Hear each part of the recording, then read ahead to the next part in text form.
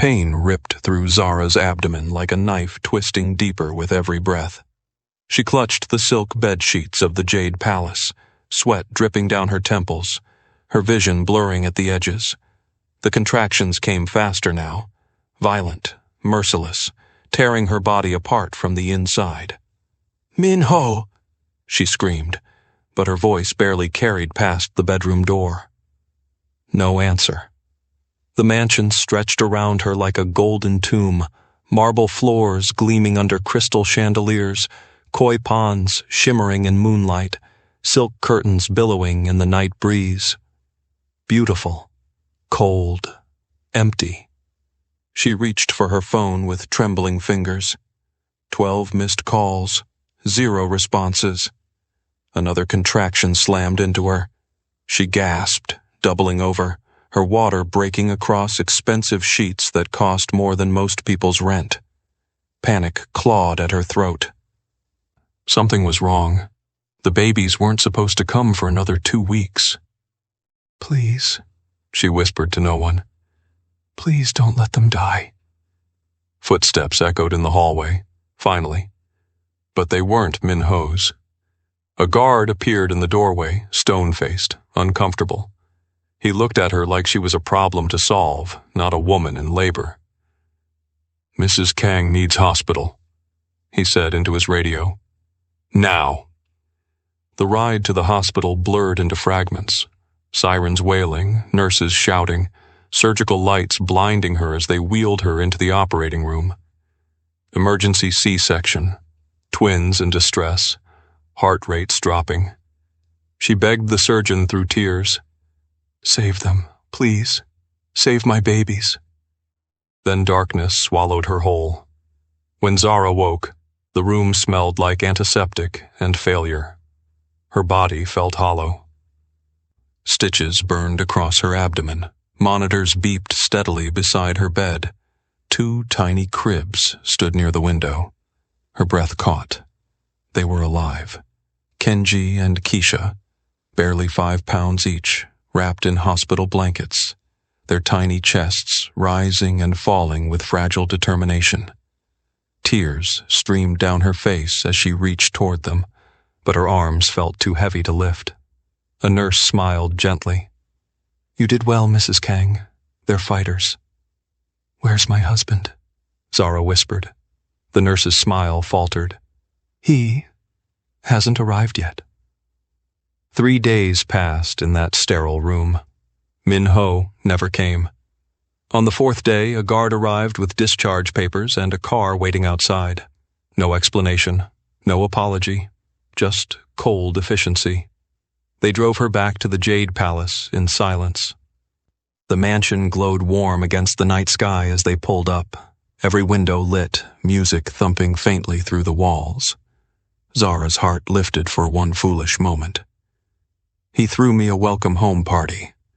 The guard helped her out, twins bundled against her chest. She winced with every step, her stitches pulling, her body screaming for rest. But she pushed through the front door, smiling. The smile died instantly. The grand hall overflowed with people, men in black suits laughing over champagne, women in designer dresses draped across velvet couches, cigar smoke curling toward the ceiling. And there, in the center of it all, stood Min-ho. His arm wrapped around Yuna Choi. She wore Zara's silk robe, the one with hand-embroidered peonies that took 6 months to make. Yuna's laughter rang out like shattering glass. Zara's legs buckled. The twins whimpered against her chest. Someone noticed her, then another. Conversations died in waves across the room. Min-ho finally turned. His expression didn't change. No guilt, no surprise, no recognition of what he'd just destroyed. Just cold calculation. "Zara," he said flatly, "you're home." Yuna smirked, tilting her head like a cat watching a wounded bird. "This is awkward," she purred, loud enough for everyone to hear. "Maybe you should have been more useful." The room erupted in uncomfortable laughter. Zara couldn't breathe, couldn't think, couldn't understand how the man she loved, the father of her children, could stand there and let this happen. Minho's eyes narrowed slightly, as if she were inconveniencing him by existing. "We need to talk," he said. "Outside." He walked toward the door without waiting for her answer. Zara followed on trembling legs, her newborns clutched tight against her chest, the stitches in her abdomen screaming with every step. She didn't know it yet, but she was walking toward the moment that would either destroy her or forge her into something unbreakable. If you've ever been underestimated by someone who should have protected you, drop a comment. This story gets darker before it gets better. Subscribe so you don't miss what happens next. Rain hammered the marble steps like bullets from heaven. Minho stood in the doorway behind her, backlit by the warmth of the mansion she'd once called home. His face showed nothing, no anger, no regret, just the blank expression of a man discarding trash. "Leave," he said. One word, spoken like an execution order. Zara turned, clutching Kenji and Keisha tighter against her chest. The twins whimpered, sensing her terror. "Minho, please," she whispered. "They're only 5 days old. It's raining. They'll get sick." Should have thought about that before becoming dead weight. The words hit harder than any fist. Yuna appeared beside him, still wearing that stolen robe, her smile sharp as broken glass. "Honestly, this is painful to watch," she said, examining her nails. "You really thought motherhood would make you valuable?" Zara's legs trembled. Her C-section stitches burned. Blood soaked through the bandage beneath her nightgown. "Where am I supposed to go?" she asked, hating how small her voice sounded. Minho's jaw tightened. "Not my problem anymore." 2 guards materialized from the shadows, silent, efficient, trained to follow orders without question. "Sir?" one asked. Minho didn't even look at Zara when he gave the command. "Remove her." The first guard grabbed her arm. She cried out, the movement tearing at her fresh surgical wound. "Wait! The babies they need a stronger mother," Yuna interrupted, sipping champagne like she was watching theater. "Maybe this will toughen you up." The second guard seized her other arm. They dragged her toward the gate. Zara twisted, desperate, searching Minho's face for any trace of the man who'd once promised her forever. Nothing. Just ice. "You're making a mistake!" she screamed. "My only mistake," he said coldly, "was marrying you." The iron gate swung open. Rain slammed into her like a physical blow, cold, merciless, soaking through her thin nightgown in seconds.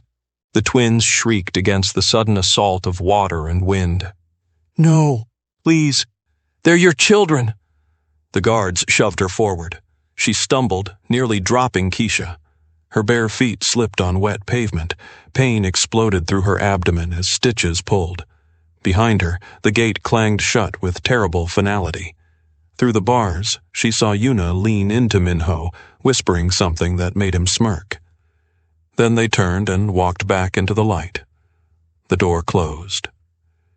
Zara stood alone in the downpour, her newborns wailing, her body breaking, her world collapsing. She took one step, then another. Her vision blurred. Rain or tears, she couldn't tell anymore. The street stretched empty before her. No taxis, no people, just darkness and water and the crushing realization that she had nowhere to go.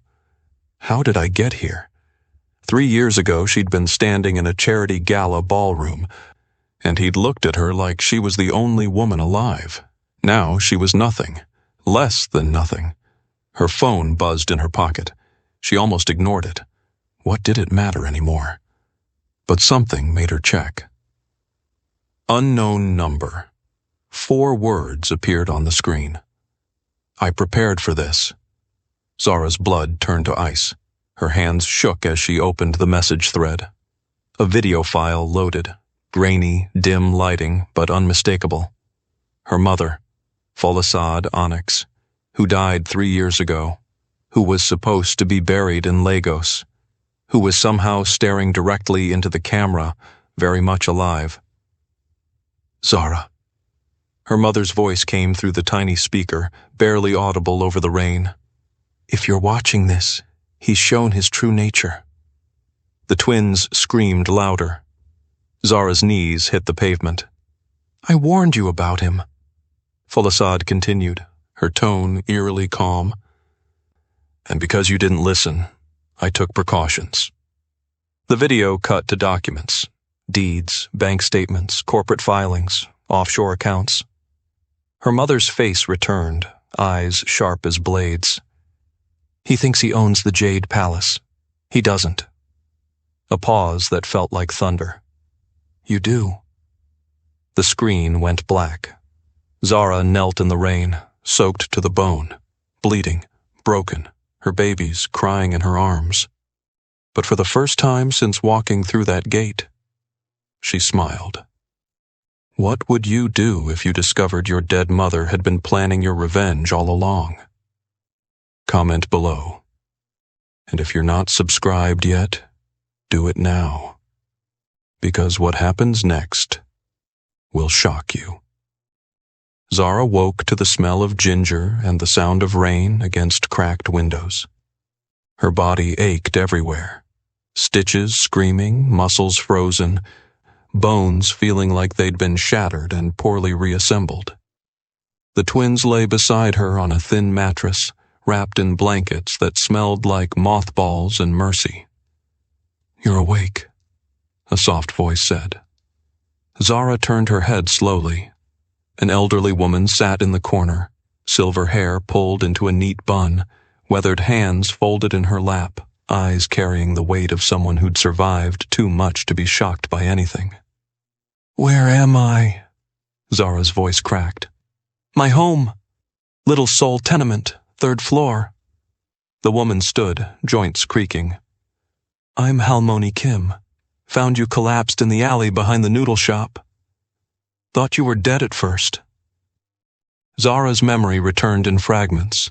The rain, the gate, the phone message, her mother's face on the screen.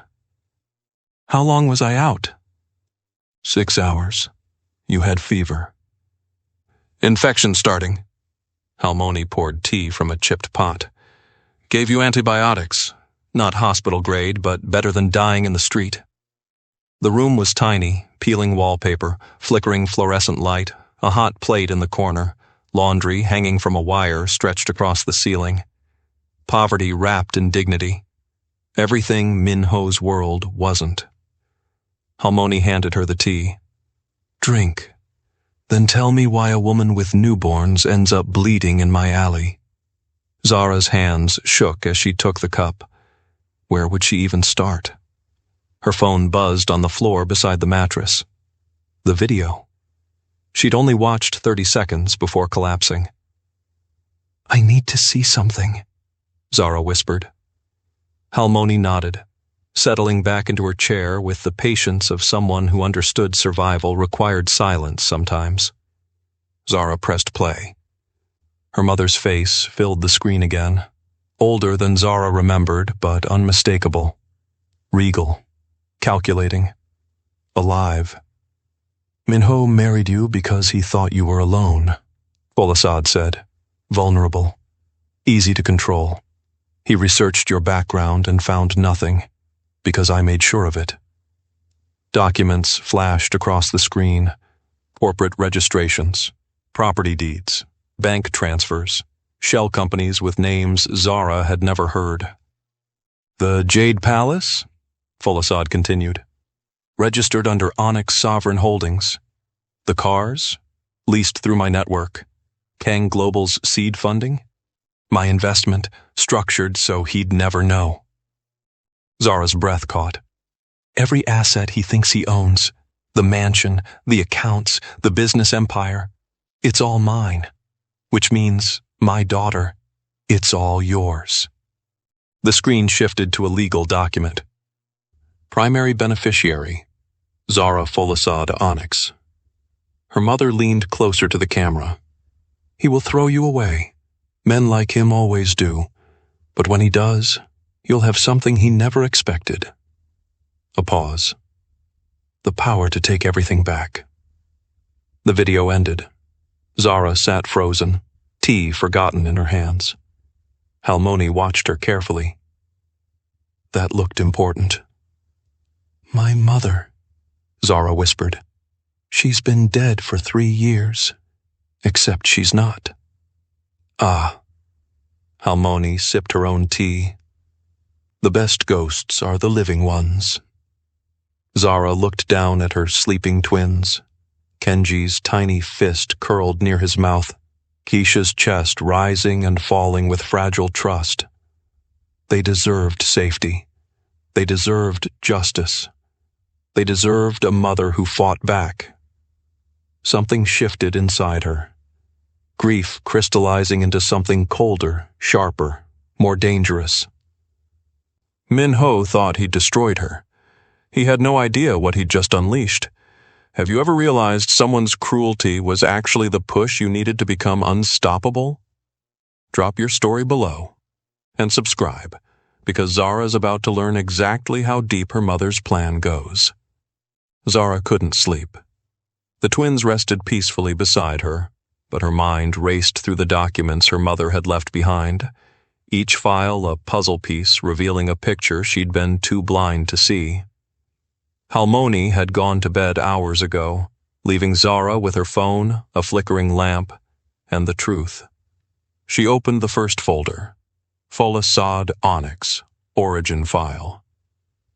A photograph appeared, her mother at 25, standing beside men in military uniforms, her expression sharp enough to cut steel.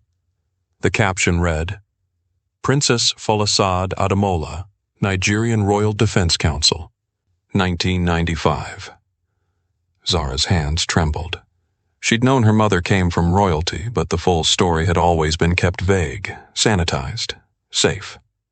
The next document shattered that illusion. Assassination attempt. March 1998.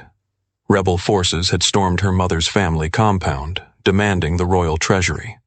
15 people died that night. Folasad survived by hiding in a false bottom trunk for 8 hours, listening to her cousins scream. When she emerged, she made a decision: never be vulnerable again. She liquidated everything: land, jewelry, antiquities, political favors, and disappeared into the financial underground. Built an empire so complex, so layered with shell companies and offshore trusts, that no one could ever touch her again. The Onyx Sovereign Fund was born from blood and survival. Zara scrolled faster, her heart pounding. 1999. First major acquisition, shipping routes across West Africa. 2003. Oil rights secured through strategic marriages she never consummated. 2008. Expanded into private security, employing ex-Special Forces operatives. 2015. Intelligence networks established across 12 countries. By the time Zara was born, Folasad controlled billions, but told her daughter nothing. I wanted you to have something I never did, a voice memo explained. Innocence, choice, the freedom to love without calculation. Zara's throat tightened. Her mother had given her normalcy, college, friends, the chance to meet someone and fall in love naturally, even if that someone turned out to be a monster. The file shifted to a new section. Kang Min-ho, surveillance log. Her breath stopped. Her mother had been watching him for years, before the wedding, before the proposal, before their first conversation at that charity gala. A transcript appeared, dated 3 months before they met. Subject: Kang Min-ho. Risk assessment. Extreme recommendation: prevent contact with Zara at all costs. But Folasad hadn't prevented it.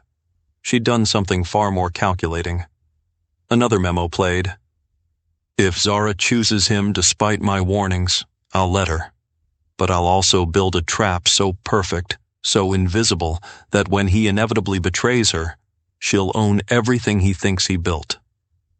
The Jade Palace deed appeared on screen, purchased by Onyx Holdings 2 weeks before Min-ho bought it, then leased to him through a subsidiary he didn't know existed.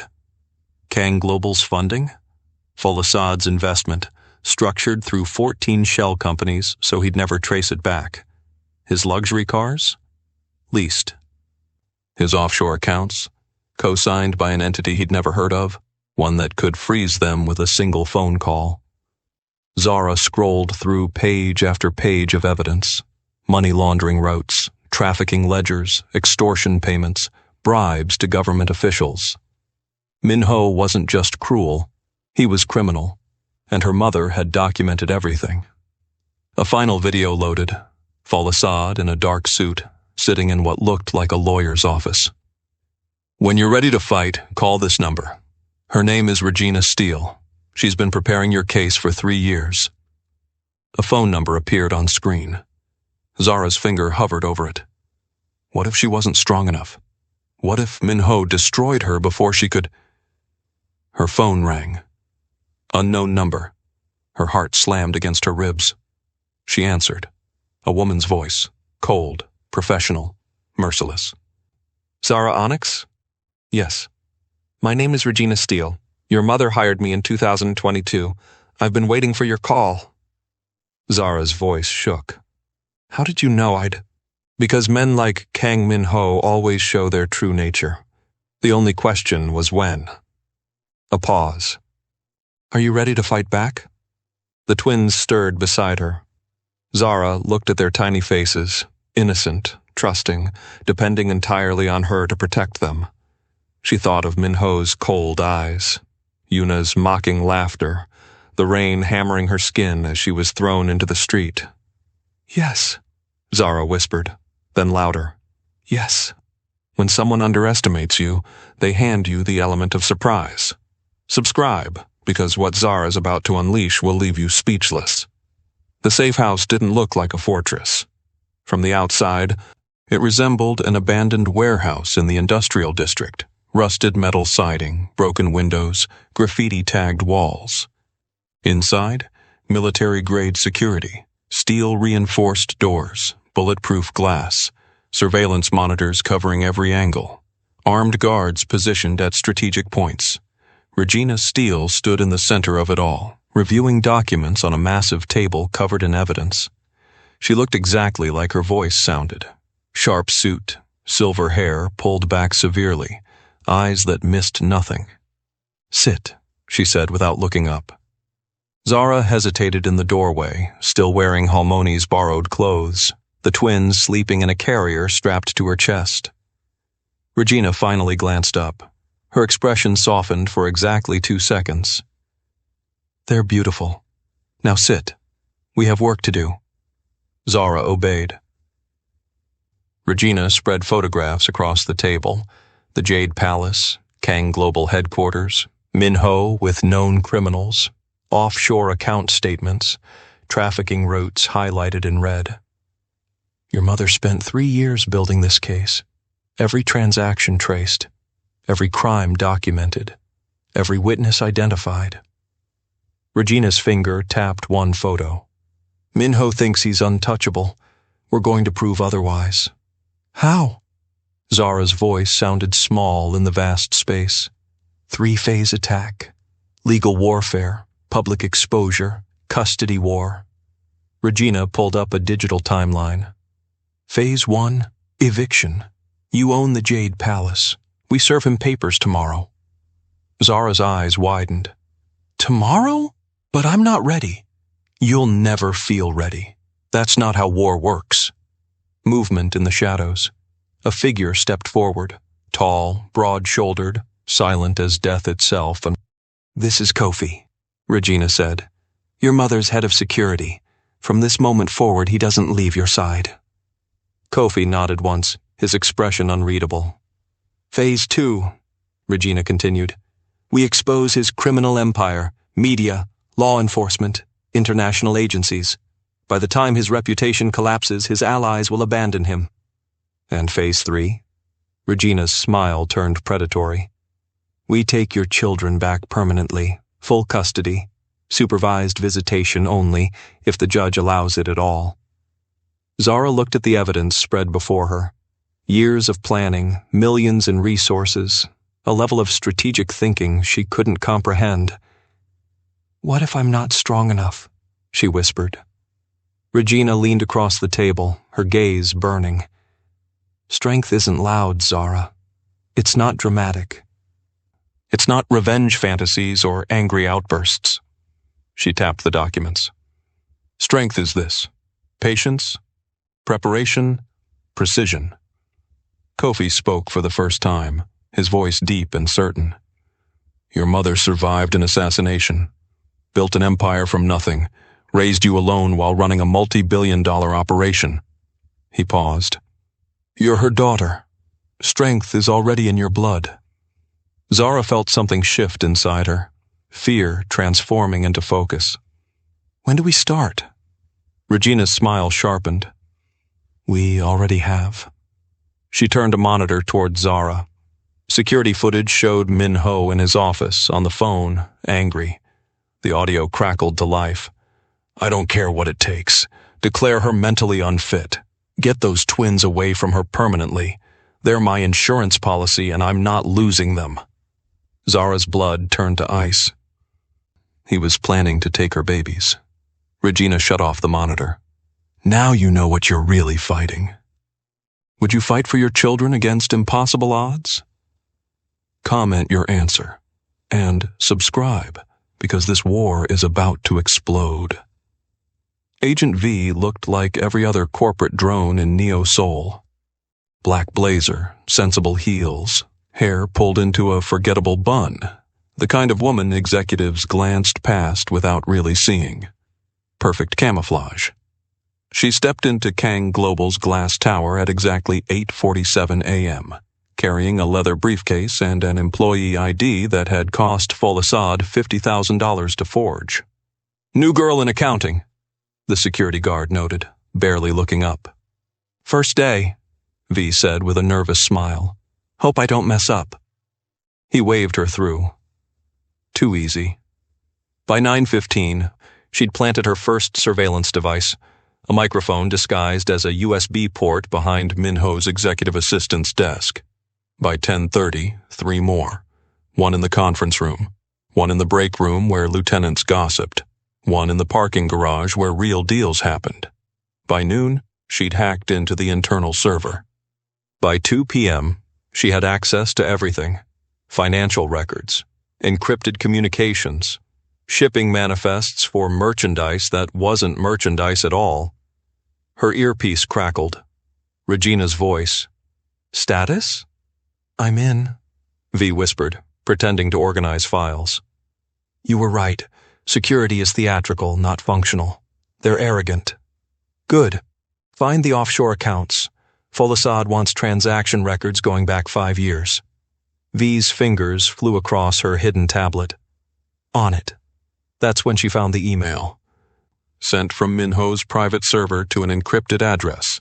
Subject line, problem elimination. Priority 1. Her blood froze as she read. Target, Zara Onyx. Bounty, $50,000 USD. Conditions, permanent removal before custody hearing.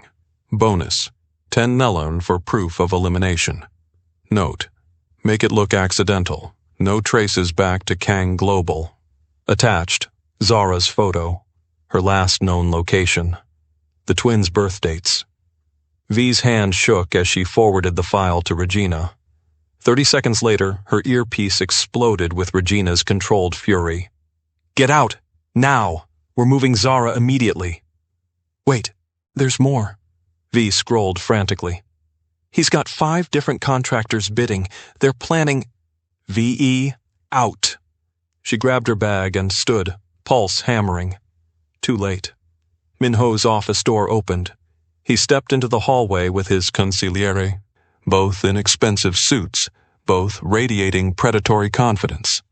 Their eyes swept the floor, landed on her. V's heart stopped. He knows.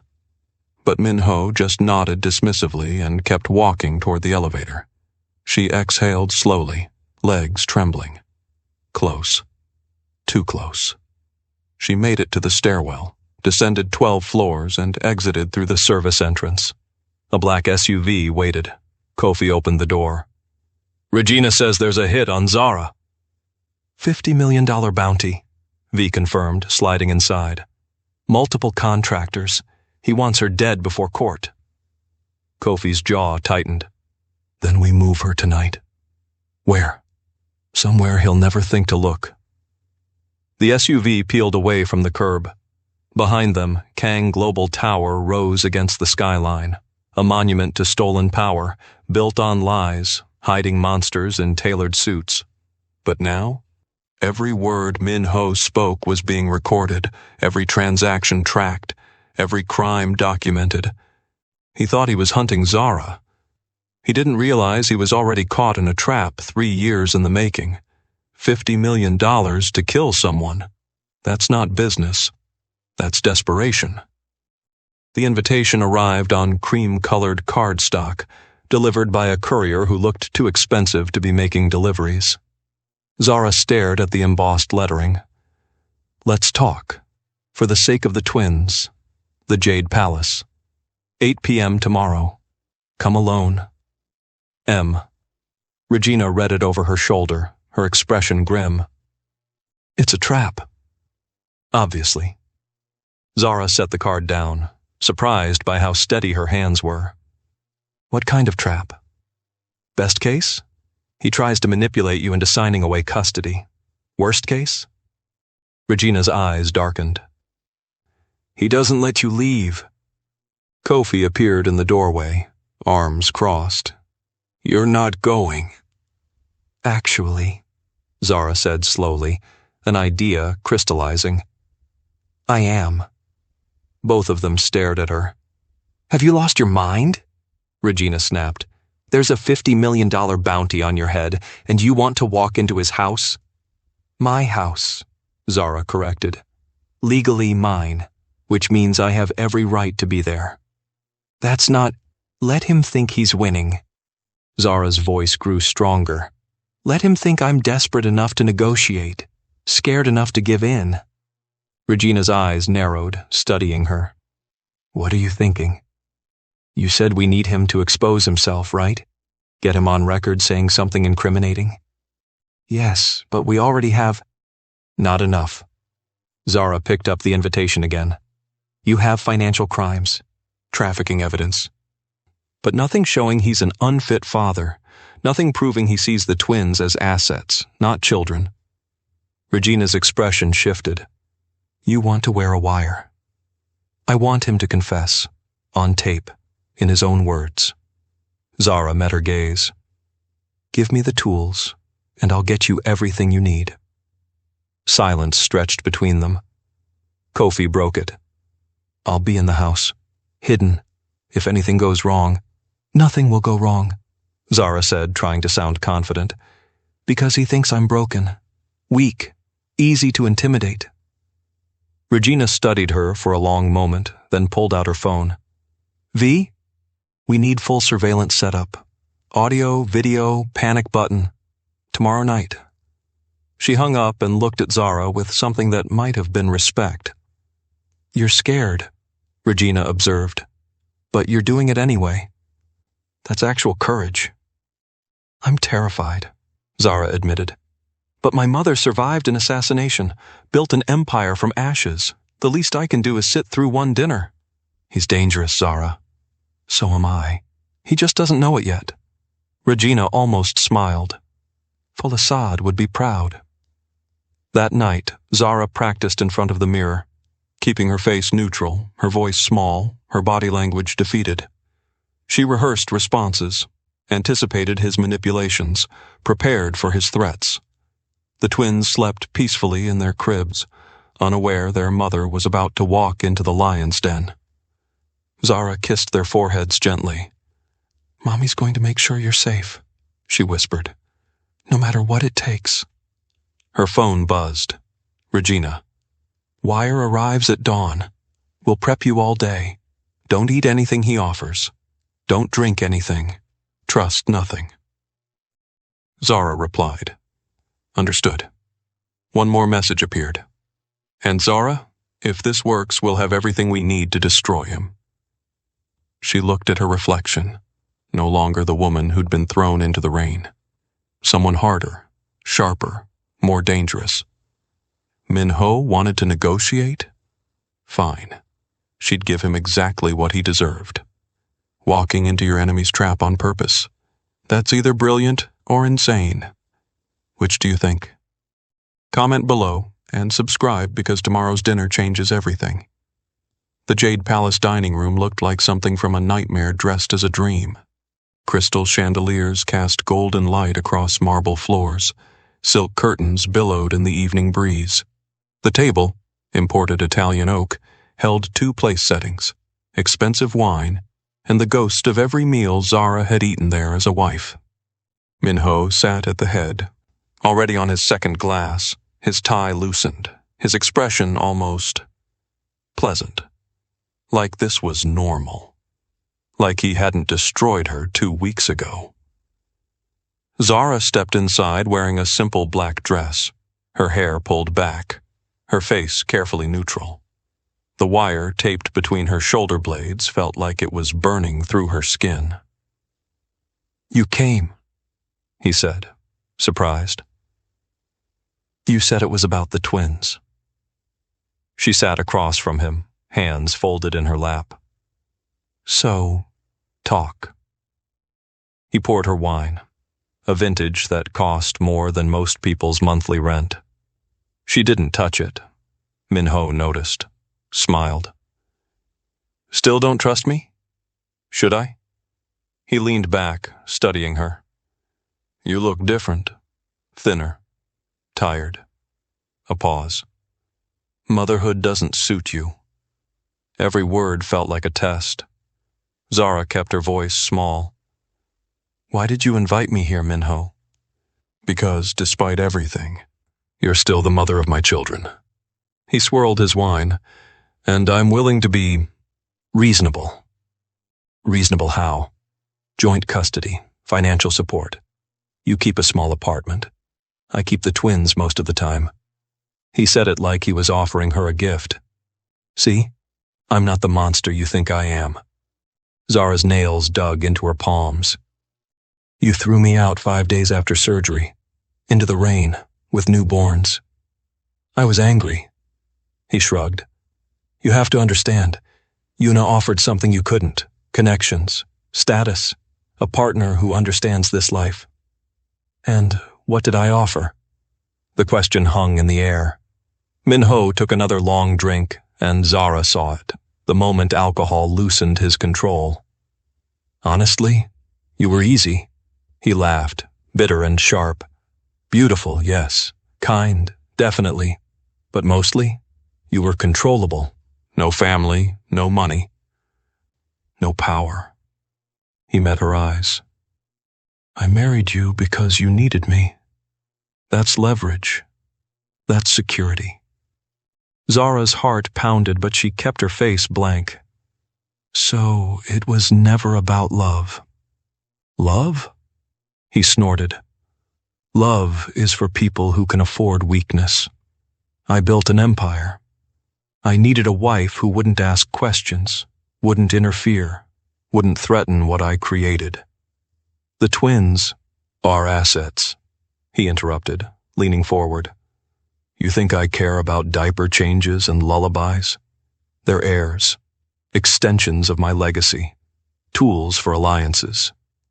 His eyes glittered dangerously. "And I won't let you take them from me." The wire captured every syllable, but Zara pushed further. "What if I fight you in court?" "You'll lose." He poured himself more wine. "I have money, lawyers, connections, judges who owe me favors. What do you have?" "A dead mother and borrowed kindness from strangers." "If only you knew." "Your mother," he continued, alcohol making him sloppy. "I'm glad she's gone. She would have been a problem. Too smart, too proud. He raised his glass and mock toast. If she were still alive, I'd have dealt with her the same way I dealt with other complications. Zara's blood froze. What does that mean? He waved dismissively. Business, nothing you'd understand. Let's just say people who threaten my interests tend to disappear. Accidents happen. He smiled. Your mother's death was convenient timing, honestly. Made you vulnerable. Made you mine. The temperature in the room seemed to drop. So, what do you want from me? Zara whispered. Sign custody papers. Give me full control. In exchange, I'll give you enough money to survive. He slid documents across the table. Or refuse, and I'll destroy you. Declare you unfit. Prove you abandoned the children. Bury you so deep you'll never see them again. Zara looked at the papers, every clause designed to erase her. Outside, in the surveillance van, Regina and V were recording everything. Inside her chest, rage burned hotter than fear. She met his eyes. And if I sign? Then this ends peacefully. He stood, walked behind her chair, placed his hands on her shoulders. You were always too soft for this world, Zara.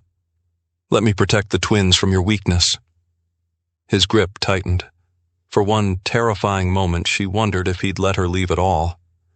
Then his phone buzzed. He released her, checked the message, and cursed. I have to take this. Think about what I said. You have 24 hours. He left the room. Zara sat frozen, heart hammering, victory and terror warring inside her. She had everything, every confession, every threat, every crime. But now she had to get out alive. He just confessed to seeing his own children as assets, on tape. What happens next will blow your mind. Una stared at her bank account balance. $847.32. 3 weeks ago, it held $80,000, Min Ho's appreciation gift for being patient while he handled Zara. Now? Nothing. Every account frozen. Every credit card declined. Every transfer blocked. Her hands shook as she called him.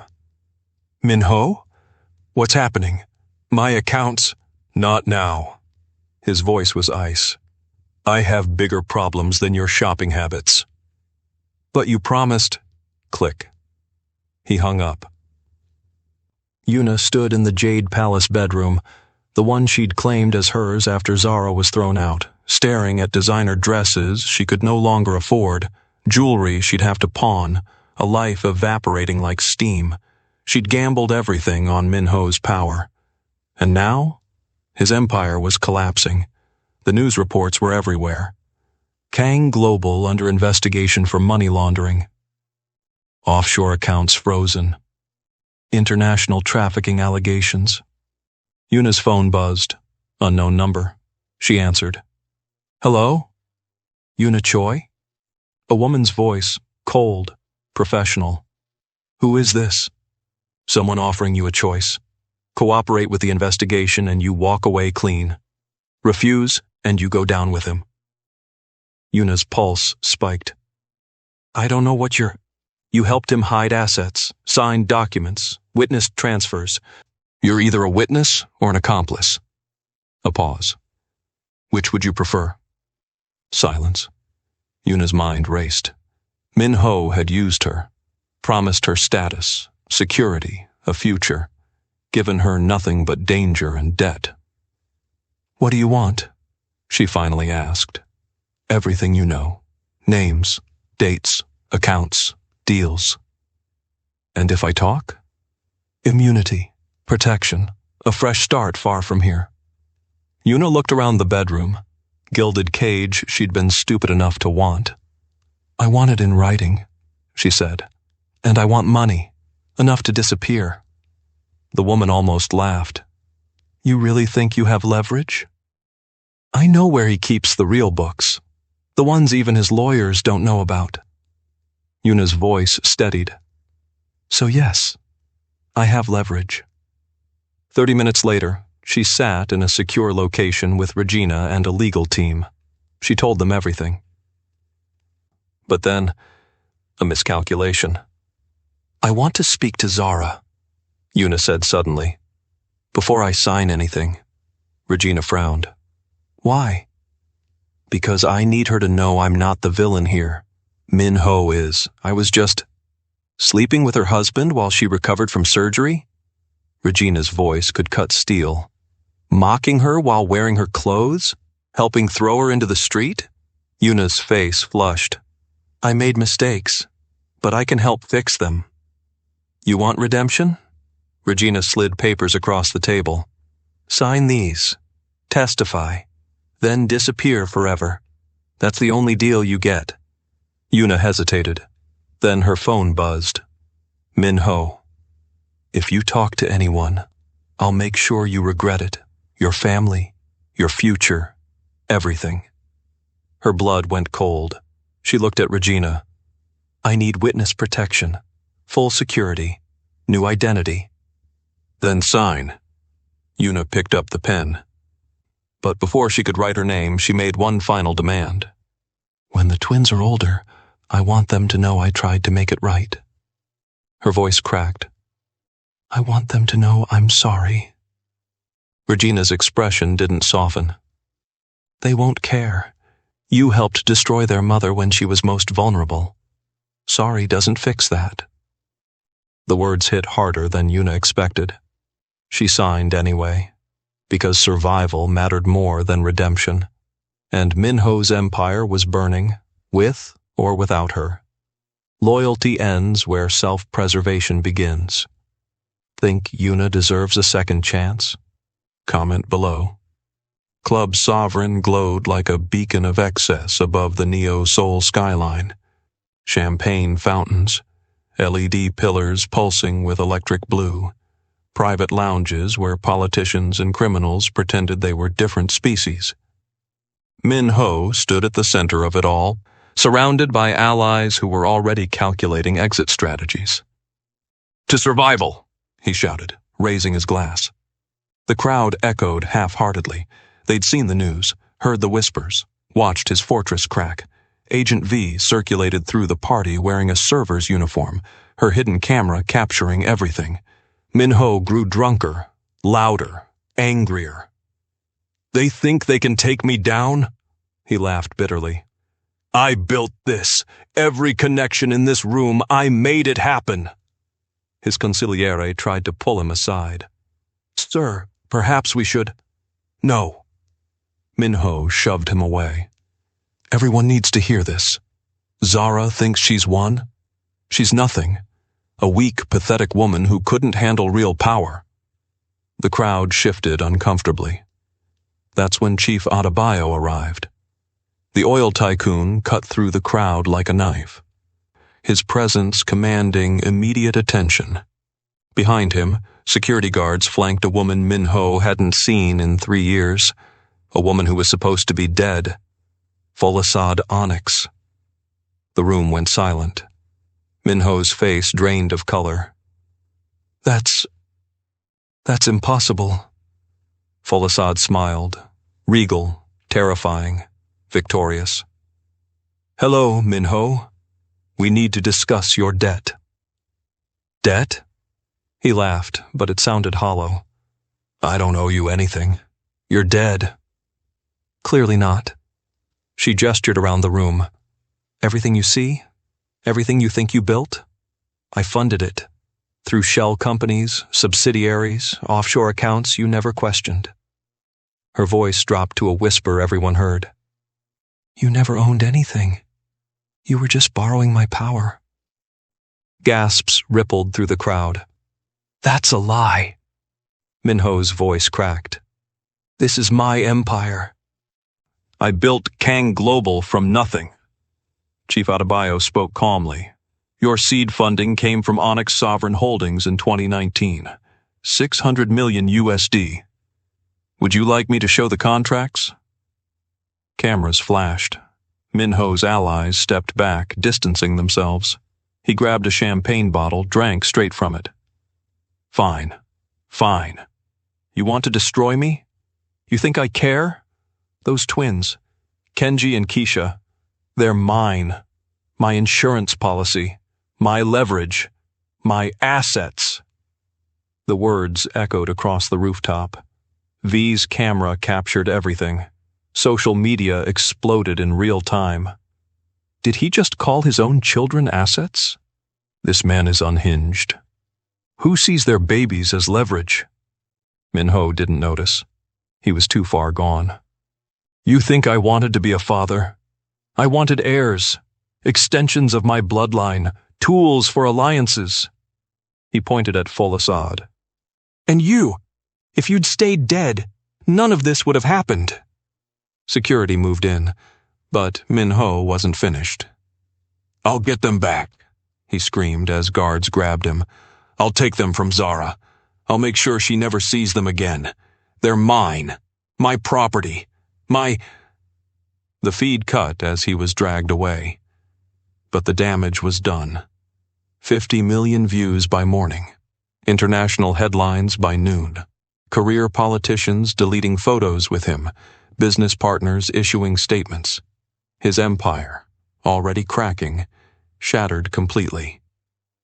In her fortified penthouse, Zara watched the footage with Regina and Folasad. He destroyed himself, Zara whispered. Folasad squeezed her hand. We simply gave him enough rope. He called his own children assets and property on live camera. If you're not subscribed, do it now. The courtroom war is next.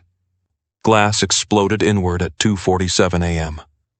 Zara jerked awake, confused, her brain struggling to process the sound. Sharp, violent, wrong. Then Kofi's weight slammed into her. They hit the floor as bullets tore through the wall where her head had been seconds before. Plaster rained down. Wood splintered. The twins screamed from their cribs near the window. Stay down! Kofi's voice cut through the chaos. 3 figures moved through the shattered window. Black tactical gear, suppressed weapons, professionally silent. Assassins. Halmoni's tenement room had become a kill box. Kofi rolled, firing twice. 1 assassin dropped. The second returned fire, forcing Kofi behind the overturned bed frame. Zara crawled toward the cribs, her body screaming, her stitches threatening to tear. She had to reach the twins, had to protect them. Nothing else mattered. A boot stepped into her path. The third assassin loomed above her, weapon aimed at her skull. Time crystallized. She saw her reflection in his night vision goggles, terrified, desperate, about to die. Then Kofi's blade appeared through the assassin's throat. He dropped, choking, drowning in his own blood. The second assassin tried to flee through the window. Kofi shot him in the spine. He fell 3 stories into the alley. Silence crashed down harder than the gunfire. Zara reached the cribs with trembling hands. Kenji and Keisha were hysterical, but alive. Untouched. Safe. She clutched them to her chest, sobbing. Kofi moved through the room efficiently, checking bodies, securing weapons, photographing faces. He found a phone on the first assassin. 1 message glowed on the cracked screen. Minho sends his regards. No survivors. Kofi's jaw tightened. He showed Zara. Her grief transformed instantly into something colder. Minho had just tried to murder her children. We leave, Kofi said, already packing. Now. This location is burned. Where? Somewhere he'll never think to look. Sirens wailed in the distance. Halmoni appeared in the doorway, clutching a baseball bat, her face pale but determined. Go. I'll tell police it was a robbery. They won't believe me, but it buys you time. Halmoni, go. The old woman's voice cracked. Save those babies. Make him pay. Zara kissed her cheek. Thank you. For everything. They disappeared down the fire escape as police lights painted the street blue and red. Kofi's SUV waited 3 blocks away, armored, untraceable, loaded with emergency supplies. As they drove through Neo Seoul's dark streets, Zara's phone buzzed. Regina. Just saw the police report. Are you alive? Zara. Barely. 3 assassins. Kofi stopped them. Regina. Get to the secondary safe house. Coordinates sending now. We're moving up the timeline. War starts tomorrow. Another message appeared. Full Assad this time. My daughter, I'm coming home. No more hiding. No more waiting. He tried to kill my grandchildren. Now I kill his empire. Zara looked at the twins sleeping against her chest, miraculously calm now, trusting her completely. She'd been thrown away, humiliated, hunted, nearly murdered. But she was still here, still breathing, still fighting. Minho's mistake wasn't underestimating her strength, it was threatening her children. Because a mother protecting her babies? Nothing in this world was more dangerous. 3 trained assassins couldn't stop her. What makes Minho think he can? The convoy rolled into Little Seoul at dawn like a military operation. 6 black armored vehicles, 12 guards in tactical gear, 1 woman who looked like she could command nations with a glance. Full Assad Onyx stepped out wearing a gold head wrap and midnight silk, her presence stopping traffic, silencing conversations, demanding attention without saying a word. Neighbors emerged from buildings, phones recording, mouths open. The cameras found her immediately. Within minutes, social media exploded. Who is this woman? That's not... She died 3 years ago. Full Assad Onyx is alive?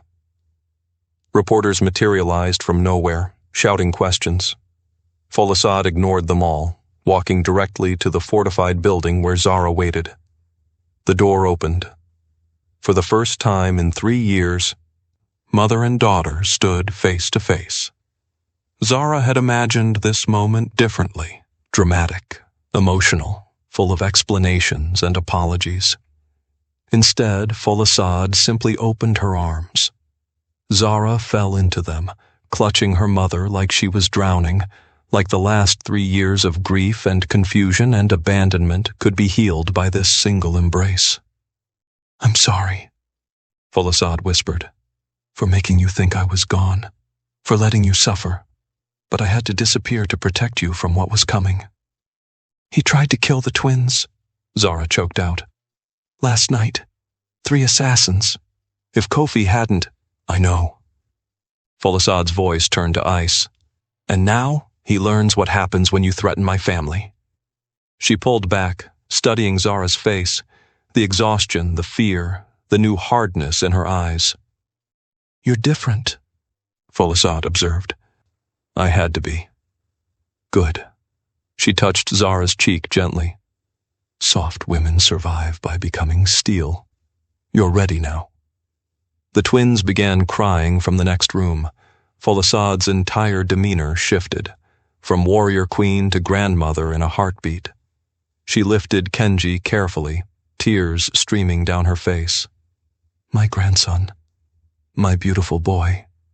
Then Keisha. And you, little warrior. You survived the rain and the bullets and the cruelty. She kissed their foreheads. Your grandmother is here now. No one will ever hurt you again. Regina entered with Chief Adebayo, both carrying briefcases that looked heavy enough to contain empires. Full Assad, Regina greeted. Welcome back from the dead. Death was boring. I prefer revenge. Full Assad settled into a chair, still holding the twins. What's our status? Regina spread documents across the table. Minho's viral meltdown destroyed his reputation. Allies are fleeing, business partners severing ties, politicians deleting photos. His legal team is drowning. Financial? Every account frozen pending investigation. The Jade Palace is under Zara's name. He's technically squatting. Kang Global's assets are locked. He's functionally broke. Chief Adebayo added, International warrants issued for trafficking, money laundering, conspiracy. Interpol wants him. The FBI wants him. Korea wants him. He smiled grimly. No country wants to be seen protecting him now. Folasad nodded. And custody? Hearing scheduled for next week, but after last night's assassination attempt? Regina's smile turned predatory. Judge Kwan will see evidence of 3 dead bodies, ballistics reports, the phone message, and Min Ho's $50 million bounty. She paused. He's done. Never underestimate desperate men, Folasad warned. He still has connections, corrupt officials, favors owed. She looked at Zara. He'll try one final move, something we won't expect. Then we stay ahead of him, Zara said, her voice stronger than she'd heard it in weeks. We don't just win in court. We destroy everything he has left. His name, his legacy, his freedom. Folasad studied her daughter with something like pride. For 3 years, I built this trap, she said quietly. Planted evidence, recruited witnesses, positioned assets, created an empire in your name without you knowing. She handed Keisha back to Zara. But the choice was always yours. You could have walked away, taken money and disappeared. Rebuilt somewhere quiet. Zara looked at her children, innocent, vulnerable, depending on her to protect them. He tried to murder my babies, she said simply. Walking away stopped being an option the moment he did that. Folasad smiled, sharp and dangerous. Then let's finish him. A mother thought dead for 3 years returns with an empire and a plan. The courtroom smelled like old wood and broken promises. Media packed every available seat, cameras banned inside, but journalists scribbling frantically, knowing this case would dominate headlines for months. Judge Kwan entered, stern, methodical, known for destroying lawyers who wasted her time. Min Ho arrived in an expensive suit that couldn't hide his desperation. His legal team looked exhausted. His consigliere sat behind him, visibly nervous. Then Zara entered. The room went silent. She wore a simple navy dress, her twins sleeping peacefully in a double stroller beside her, Kofi standing guard like a mountain in human form. Behind her, Regina, Folasad, and enough legal firepower to level a city. Min Ho's face twisted when he saw Folasad. That's impossible, he muttered. She's dead. I saw the death certificate. His lawyer elbowed him silent. Judge Kwan's gavel cracked. This is a custody hearing regarding Kenji and Keisha Kang, age 3 weeks. Mr. Kang has filed for full custody. Mrs. Kang contests. Counselors, present your cases. Min Ho's lawyer stood, slick, expensive, already losing. Your Honor, my client seeks full custody based on the mother's demonstrated instability. She abandoned the family home, refused to provide adequate care. Shows signs of postpartum. Objection. Regina's voice cut like a blade. Counsel is fabricating a narrative. Mrs. Kang didn't abandon. She was forcibly removed. By whom? Judge Kwan asked. By Mr. Kang, while she was recovering from emergency surgery, during a rainstorm, with newborn twins. Regina pressed a button. I have security footage. The screen lit up, grainy but clear. Min Ho's guards dragging Zara to the gate, her pleading, the twins crying, Yuna laughing in the background, the door closing. The courtroom gasped. Judge Kwan's expression hardened. Mr. Kang, you evicted your wife 5 days post-surgery? Min Ho's lawyer scrambled. Your Honor, there were marital issues. I don't care about marital issues. I care about child welfare. Judge Kwan leaned forward. Continue, Ms. Steele. Regina pulled out her next weapon. Your Honor, I have audio recorded at a dinner Mr. Kang invited Mrs. Kang to attend. With her permission, I'll play it now. Min Ho went pale. No, that's illegal. She can't. She wore a wire with full awareness she was being recorded, Regina said calmly. The conversation is admissible. The recording played. Min Ho's voice filled the courtroom. I married you because you were easy, controllable. The twins? They're assets, extensions of my legacy, tools for alliances. I won't let you take them from me." Gasps echoed through the room. Min-ho shot to his feet. "That's out of context. I was drunk. She manipulated—" "Sit down, Mr. Kang." Judge Kwan's voice could shatter glass. "You'll speak when I allow it." Regina continued mercilessly. "Your Honor, the defendant views his children as property, as leverage, as assets to be controlled rather than human beings to be loved." "That's not— I didn't mean—" Min-ho's voice cracked. "Would you like to hear the rooftop party recording?" Regina offered. "Where he called them insurance policies on live camera?" Min-ho's lawyer whispered frantically in his ear. Judge Kwan looked disgusted. "I've heard enough for today. This hearing is postponed for 1 week while I review all evidence." She pointed at Min-ho. "You will not approach, contact, or threaten Mrs. Kong or the children. Violation results in immediate arrest. Understood?" "But, Your Honor—" "Understood? Yes," he whispered. "Good. Bailiff, ensure Mr. Kang exits through a separate door. I don't want these parties near each other." As guards escorted Min-ho out, he turned back one last time.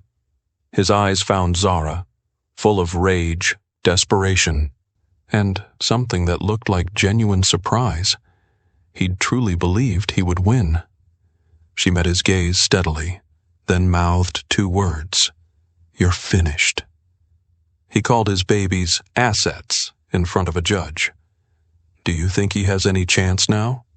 Comment your verdict and subscribe. It is about to get hot. The envelope arrived at dawn, slipped under the penthouse door like a death sentence. Kofi found it first. Inside, photographs. The twins at the park 2 days ago, playing near the fountain, sleeping in their stroller, close-up shots, professional angles, taken by someone who'd been watching. The note attached had 5 words: "Withdraw, or they disappear." Zara's hands shook as she held the photos. Her legs gave out. She collapsed into a chair, unable to breathe, the images burning into her brain. Someone had been feet away from her children, close enough to touch them, close enough to take them, and she hadn't noticed. "I'm a terrible mother," she whispered. "I should have seen—" "Stop," Folasadi's voice cut through the spiral. "That's what they want. Fear makes you weak. Rage makes you dangerous." She took the photos, examined them with cold precision. These were taken with a telephoto lens, professional surveillance, expensive equipment. Regina appeared with her tablet, already analyzing. Metadata shows the camera model, high-end, used by private security firms and— She paused. "Law enforcement." The room went silent. "Min-ho has police on his payroll," V confirmed, pulling up files. 3 officers in the precinct covering this district.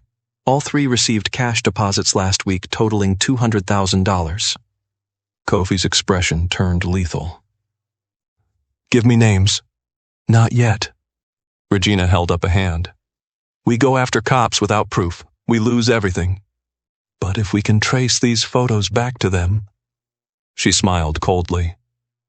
"We expose corruption and nail Min-ho for witness intimidation." Folasade crossed to the window, staring out at the city below. "He's desperate. The hearing didn't go well. His reputation is destroyed. Finances frozen. Allies abandoning him." She turned back. "Cornered animals attack." "So what do we do?" Zara asked, hating how small her voice sounded. "We stop relying on a broken system," Folasade said. "Court hearings take time. Legal processes move slowly. But public opinion?" She smiled. "That moves like wildfire." Regina understood immediately. "A press conference." "Exactly. Zara tells her story, shows the evidence, exposes everything. The eviction, the threats, the assassination attempt, And now this. Folasad picked up one of the photos. We make him so radioactive that even his corrupt allies won't touch him. Live stream it, V added. Can't be edited or suppressed. Goes directly to millions of viewers. Zara looked at her sleeping twins, innocent, trusting, completely dependent on her to protect them. Min-ho thought threats would break her. He didn't understand that threatening her children had transformed her into something he couldn't fight. When? She asked. Tomorrow, Regina said. We announce it tonight. Give media time to promote it. By tomorrow afternoon, the world will be watching. Folasad placed a hand on Zara's shoulder. Are you ready to tell the truth? All of it? Knowing there's no going back? Zara thought of the rain, the stitches, the assassins, the photos of her babies taken by strangers with bad intentions. I'm ready. They threatened her children with kidnapping. Now she's going nuclear. The press conference location leaked 30 minutes before it started, intentionally. By the time Zara arrived at the Grand Plaza Hotel, 200 reporters crowded the lobby, cameras forming a wall of lenses, questions shouted over each other in a dozen languages. Folasad had orchestrated it perfectly. Exclusive invitations to major networks, anonymous tips to independent journalists, social media teasers that went viral in minutes. The world was watching. Zara sat at a podium, the twins sleeping in their stroller beside her, Kofi looming behind like a protective shadow. Her hands trembled slightly, but her voice stayed steady. 3 weeks ago, I gave birth to twins via emergency C-section. 5 days later, my husband threw me into the street during a rainstorm while I was still bleeding from surgery. Cameras flashed. Journalists typed frantically. He did this because he'd replaced me with his mistress, because he viewed me as disposable, because he never loved me. He loved what I represented. Control, submission, a woman with no family, no money, no power to fight back. She pulled out the security footage, played it on the screen behind her. The room watched in horrified silence as Min-ho's guards dragged her through the gate, as Yuna mocked her, as the door closed on a mother holding newborns in the rain. He called my children assets, insurance policies, tools for alliances. She played the dinner recording. These are his words, his voice, his truth. Min-ho's confession echoed through the ballroom, cold, calculating, damning. 4 days ago, 3 assassins broke into my room and tried to kill me and my babies. She showed photos of the bullet-riddled walls, the dead bodies, the phone message. Min-ho sends his regards. Gasps rippled through the crowd. Yesterday, someone delivered photos of my children taken without my knowledge. A threat. Withdraw from the custody case or they disappear. She held up the photos. More gasps. More furious typing. I am telling you this because the legal system moves slowly. Because corrupt officials can be bought. Because powerful men believe they can threaten and intimidate and destroy without consequences. Her voice grew stronger. But I am not disposable. My children are not assets. And I will not be silent while a monster pretends to be a father. The room erupted in questions. Then, chaos. The ballroom doors burst open. Min-ho stormed in with 4 guards, his face twisted in rage, his expensive suit disheveled. Lies! He screamed. All of it. She's manipulating you. She abandoned our home. She stole my property. Those are my children. Security moved to intercept, but Regina stepped forward, calm as death. Mr. Kang, you're violating a court order. Judge Kwan specifically forbade you from approaching my client. I don't care about court orders. He pushed past a guard, heading toward Zara. Those twins are mine. You can't take them. I won't let you. Kofi moved. 1 second, Min-ho was charging forward. The next, he was on the ground, Kofi's knee in his back, his arm twisted at an angle that promised pain. Don't move, Kofi said quietly. Every camera captured it. Every phone recorded it. Every news outlet streamed it live. Min-ho thrashing, screaming, guards pulling him away, his face red with fury and humiliation. "You'll regret this," he shouted as they dragged him toward the exit. "I'll take everything. The twins are mine, my property. You can't." The feed cut as police arrived, but not before 50 million people watched him completely unravel. Zara sat frozen at the podium, adrenaline crashing, barely processing what had just happened. Regina leaned close. He just destroyed himself on live television, in front of the entire world. Folasad smiled coldly. "We didn't trap him. We gave him a stage, and he chose to perform." The next morning, headlines everywhere. Kang Min-ho violates court order on live TV. Mafia boss calls children property during press conference. Meltdown. Billionaire heiress reveals attempted murder, threatens custody war. His empire, what little remained, burned to ash, and the courtroom war hadn't even started yet. He crashed her press conference and proved everything she said was true. If you're not subscribed, what are you waiting for? The final battle is coming. Min-ho's consigliere spread blueprints across the table in the abandoned warehouse. 3 men studied them. Professionals, expensive, the kind who made problems disappear permanently. The targets are twins, 3 weeks old, currently in a fortified penthouse with ex-military security. The consigliere pointed to entry points. "We need them alive. Extract, transport to Busan safe house. Hold until custody hearing concludes." "And if extraction fails?" the lead operative asked. The consigliere's expression darkened. "Then ensure they can't testify about who hired you." The implication hung heavy in the air. "Payment?" another operative asked. $5 million each upon delivery. $10 million if complications arise." He slid photos across. Kenji and Keisha sleeping peacefully. They're infants. This should be straightforward. What none of them knew. Agent V had planted surveillance in the warehouse 3 days ago. Every word recorded. Every face captured. Every death threat documented. 12 hours later, a decoy plan launched. Regina arranged for an obvious transport. 2 baby carriers visible through tinted SUV windows, driving a predictable route to a pediatrician appointment. The kidnappers took the bait. They blocked the SUV at a red light, smashed windows, grabbed the carriers, then discovered they'd stolen dolls wrapped in blankets.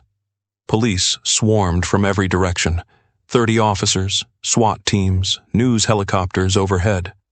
The lead operative tried to run.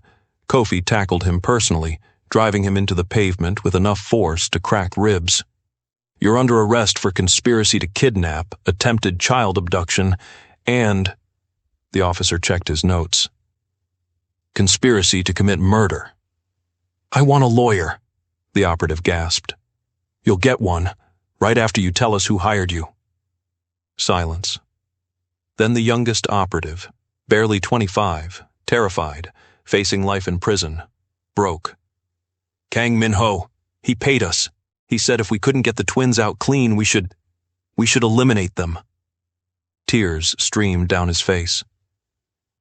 "He said they were leverage he couldn't afford to lose. That dead was better than with the mother." Every word recorded. Every camera capturing his confession. Every news outlet streaming live. The operative kept talking, desperate. He said the babies weren't really his children anyway. Said he was planning to use fake DNA tests to avoid paying anything. Said if they disappeared, he could blame the mother and take everything. Regina watched from the command center, phone pressed to her ear. "Judge Kwan? Yes, it's Regina Steele. I'm sending you footage of a confession you need to see immediately." In his lawyer's office, Min-ho watched the news coverage, his face draining of color. "They were supposed to be professionals," he whispered. His lawyer stood abruptly. I'm withdrawing from this case, effective immediately. What? You can't. I represent criminals, not child murderers. The lawyer packed his briefcase. You're on your own. One by one, Minho's remaining allies vanished. Phone calls went unanswered. Meetings got canceled. Guards requested reassignment. His consigliere disappeared entirely, fled to Thailand with whatever cash he could grab. Minho sat alone in his temporary apartment, a pathetic rental, nothing like the Jade Palace, staring at his phone. 53 missed calls from reporters, 27 text messages from former allies cutting ties, one message from an unknown number. You tried to murder my grandchildren. Now watch me destroy everything you've ever touched. He knew who sent it. Folasad, the woman who was supposed to be dead, the woman who'd engineered his complete destruction. He hurled his phone across the room, screaming until his throat bled. But no one was listening anymore. The world had already decided he was a monster, and the final courtroom battle was still to come.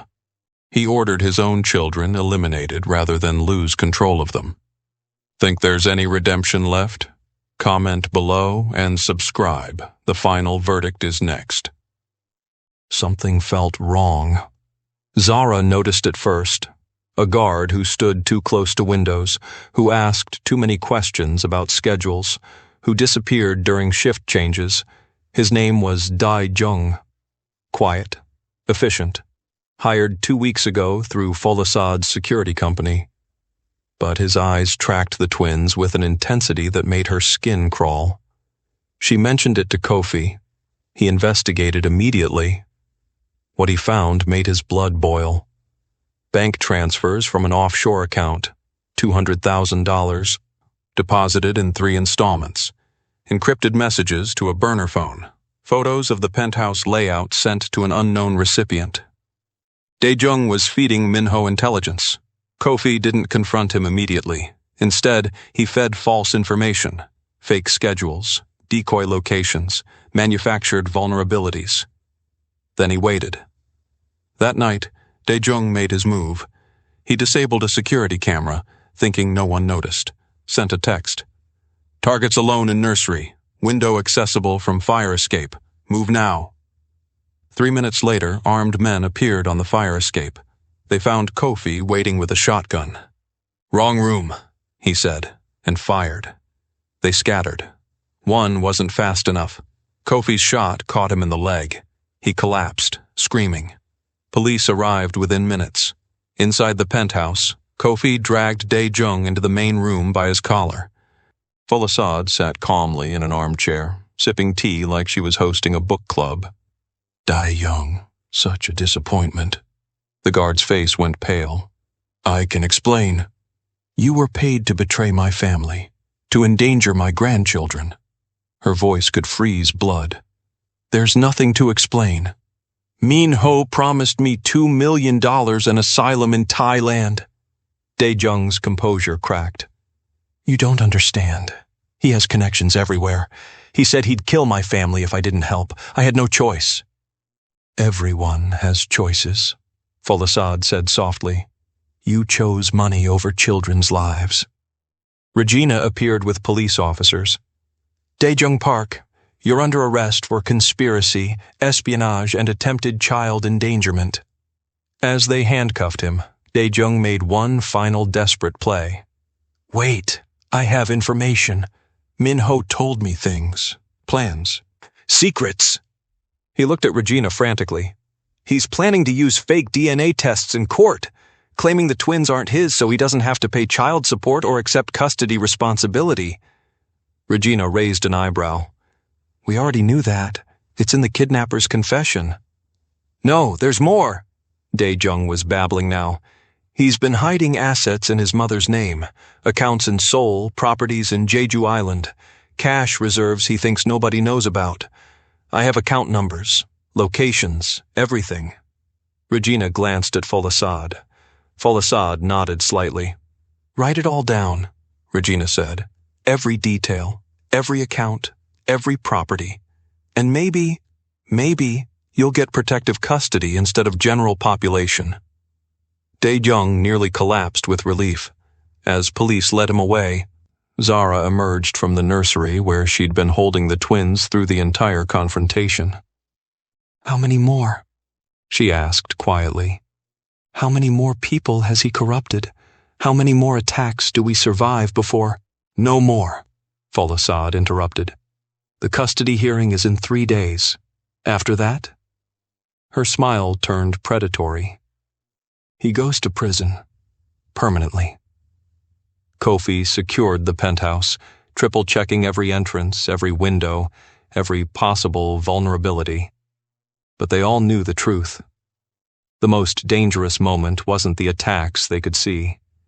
It was the courtroom, where Min-ho would make his final desperate stand, where everything would be decided, where one of them would walk away with the twins, and the other would lose everything. A traitor in the house, fake DNA tests planned, and 3 days until the final verdict. Think you know how this ends? Subscribe, because the courtroom climax will shock you. Judge Kwan entered the courtroom looking like she'd aged 5 years in 1 week.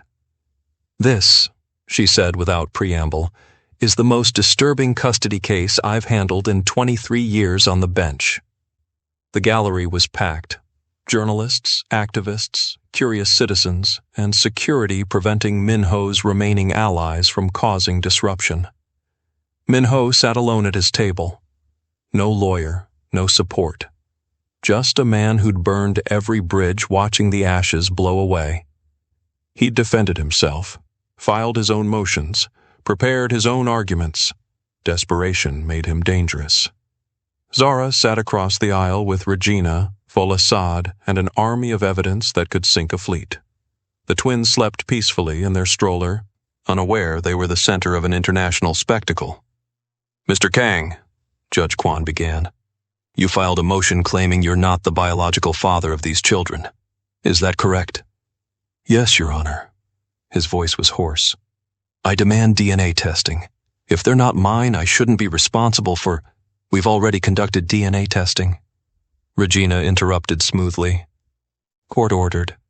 Results came back yesterday." She handed documents to the bailiff. 99.9% paternity confirmation. Kenji and Keisha are biologically his children. Min-ho's face twisted. "That's impossible. Those tests are fake. You manipulated—" "The testing was done by 3 independent laboratories," Judge Kwan said coldly. "All confirmed the same results. They're your biological children, Mr. Kang. Your attempt to deny paternity has failed. His last escape route closed." "However," Regina continued, "given Mr. Kang's repeated statements that he doesn't want parental responsibility, my client is willing to agree to terminate his parental rights entirely." The courtroom went silent. Min-ho's eyes widened. "What? You said they're assets, leverage, burdens you don't want." Regina's voice was surgical. "So we'll grant your wish. Terminate your rights. No custody, no visitation, no access. You'll never see them again." "That's not— I didn't mean—" he stammered, realizing the trap. "They're still my children, my bloodline, my legacy." "So, which is it?" Judge Kwan leaned forward. "Are they children you love and want to parent, or assets you want to control?" Silence. Min-ho's mouth opened, closed. No answer existed that didn't destroy him. Regina struck while he floundered. "Your Honor, I'd like to present additional evidence." For the next 20 minutes, she methodically dismantled what remained of Min-ho's defense. Recording of the dinner confession, rooftop party, meltdown footage, assassination attempt evidence, kidnapping plot testimony, traitor's confession about hidden assets, financial crimes documentation, trafficking victim testimonies, international warrant notifications. Each piece of evidence landed like a hammer blow. Min-ho tried to interrupt. "Your Honor, this is character assassination. None of this is relevant to—" "It's all relevant," Judge Kwan snapped.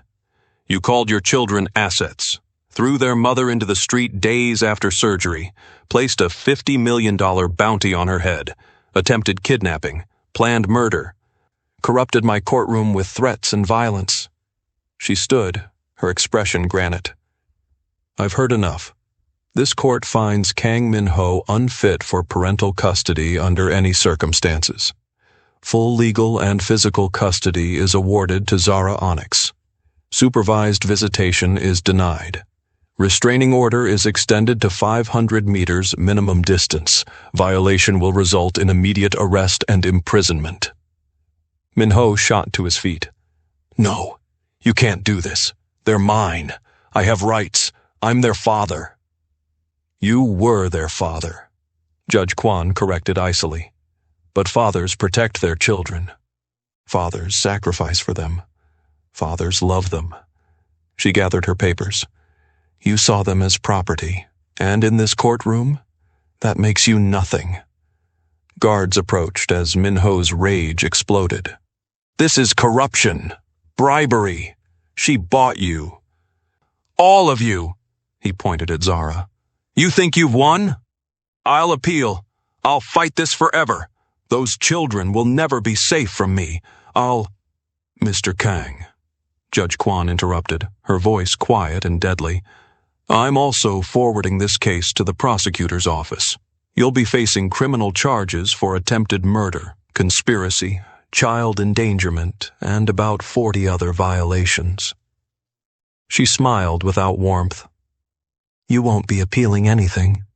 You'll be fighting for years off your prison sentence. Guards handcuffed him. As they dragged him toward the exit, Min-ho turned back one final time. His eyes found Zara, not with rage anymore, but with something that looked like genuine shock. He'd truly believed his power was unbreakable, his empire untouchable, his control permanent. He'd been wrong. Zara stood, lifted Keisha from the stroller, and whispered loud enough for him to hear, They'll never even remember your name. The courtroom doors closed, and Kang Min-ho disappeared into the consequence of his own cruelty. Full custody, restraining order, criminal charges pending. He lost everything. The raid on Kang Global headquarters happened at dawn. Federal agents, international task forces, forensic accountants, all moving with coordinated precision. They seized servers containing years of encrypted transactions, documents proving money laundering across 12 countries, evidence of trafficking networks spanning 3 continents. Employees fled the building carrying personal belongings, resumes already updated, desperate to distance themselves from the scandal.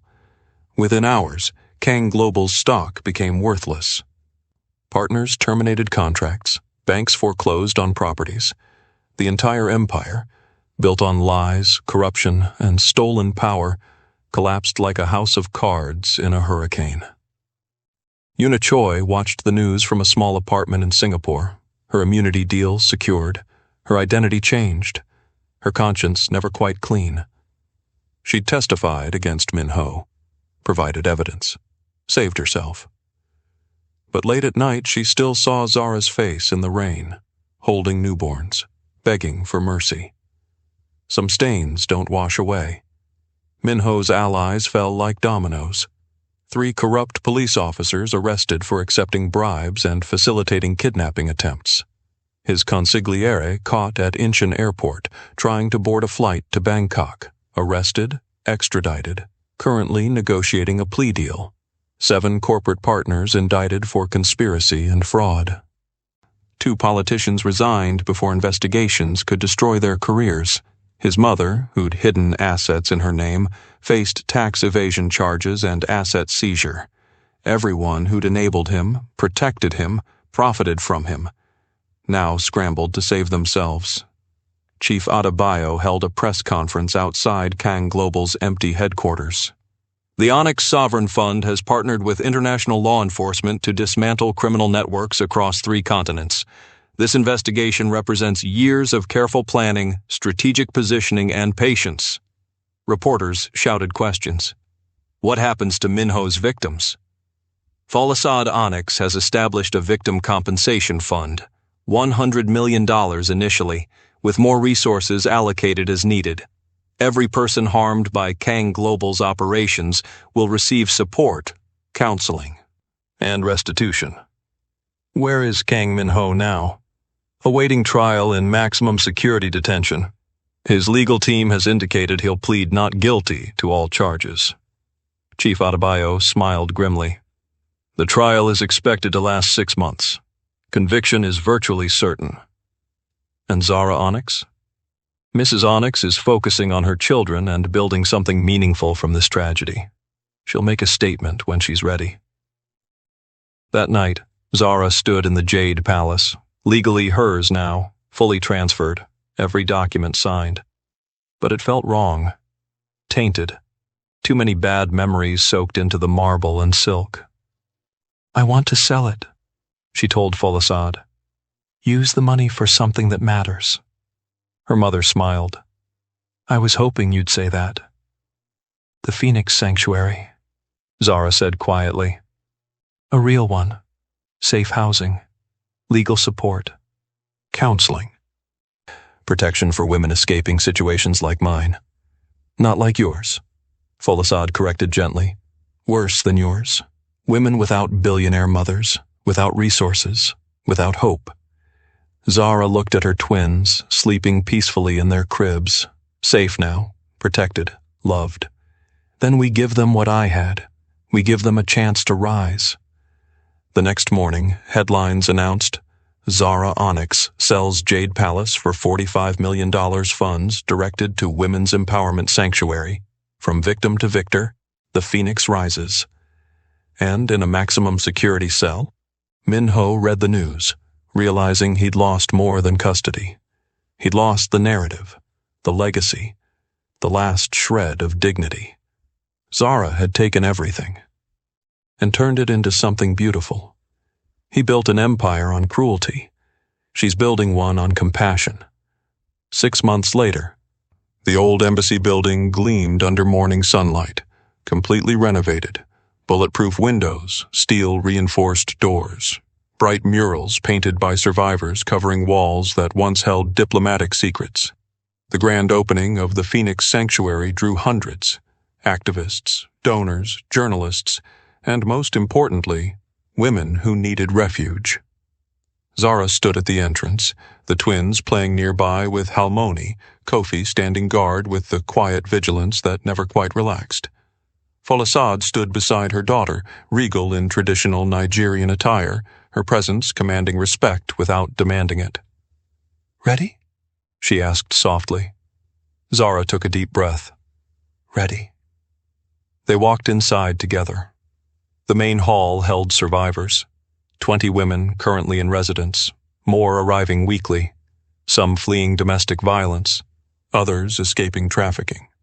A few running from situations that had no easy names, each one finding safety here. A podium stood at the front, cameras positioned discreetly, the press invited but contained to specific areas that wouldn't intrude on survivor privacy. Zara approached the microphone. Her hands didn't shake anymore. 3 weeks after giving birth, she began, her voice steady. I stood in the rain holding my newborns, bleeding from surgery, abandoned by the man I thought loved me. I had nowhere to go, no resources, no plan, just survival instinct, and my children's lives depending on me. The room listened in absolute silence. A kind woman named Halmoni Kim took me in when I had nothing, gave me shelter, safety, dignity. Zara found Halmoni in the crowd, tears streaming down the old woman's face. She saved my life, and because of her, I learned something crucial. She paused, letting the moment breathe. Kindness isn't weakness.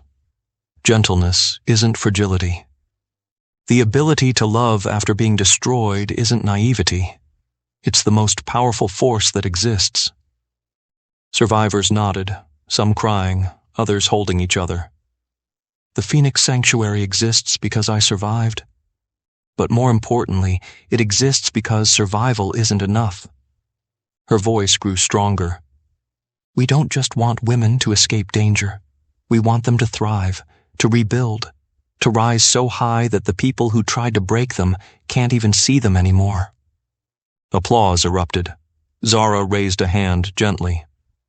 "This sanctuary provides housing, legal support, counseling, job training, childcare, and, most importantly, community. Because isolation is how abuse thrives. Connection is how we heal." She gestured to the women around her. "These survivors aren't victims anymore. They're warriors, architects of their own futures, proof that cruelty doesn't get the final word." Behind her, a wall displayed names, donors, volunteers, survivors who'd contributed their stories. At the top, in elegant script, "In memory of every woman who didn't survive to tell her story." Zara's voice softened. "My mother taught me that power isn't about control.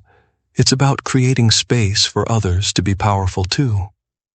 She looked at Folasad. "She built an empire to protect me. Now we're building one to protect everyone." The twins toddled over, barely walking, still unsteady but determined. Keisha reached up and Zara lifted her. "They'll grow up knowing their father called them assets, but they'll also grow up seeing what real strength looks like. Not domination, not cruelty, but resilience, community, love that refuses to break." A young woman approached hesitantly from the back, maybe 22, bruises still fading, eyes still carrying shadows. "Excuse me," she whispered. I just escaped. I have nowhere else to go. Can you help me?" The room held its breath.